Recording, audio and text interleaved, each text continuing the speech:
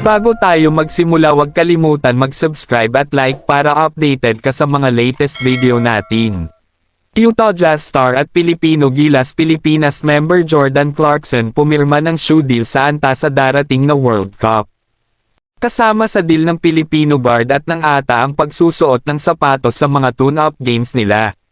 Posible ding pagdating ng NBA season ay ang anta ang sapatos na isusuot ng ating Pilipino star. Kagabi ay naglaro sa isang tune-up game ang Gilas at ang Montenegro. Tinalo ng Montenegro ang ating Gilas Pilipinas sa kanilang tune-up game kagabi. Pinangunahan ang Montenegro ng NBA star na si Nikola Vucevic na nagtala ng 18 points.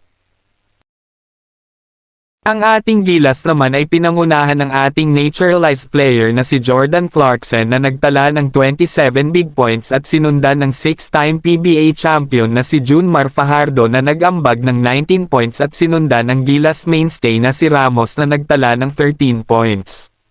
Dikit lang ang laban sa halftime at may bit-bit lang na 2 puntos na kalamangan ang Montenegro, ngunit pag-start ng second half ay gumawa ng 8-0 run ang Montenegro para ibaon ang 10 puntos na kalamangan sa Gilas. Ang Gilas Pilipinas ay magkakaroon pa ng huling tune-up game ngayong gabi kontra Mexico para malaman kung sino ba ang mapapasama sa kanilang final lineup na lalaro sa World Cup. Bago matapos ang ating video, huwag kalimutang mag-subscribe para updated ka sa mga susunod pa nating video.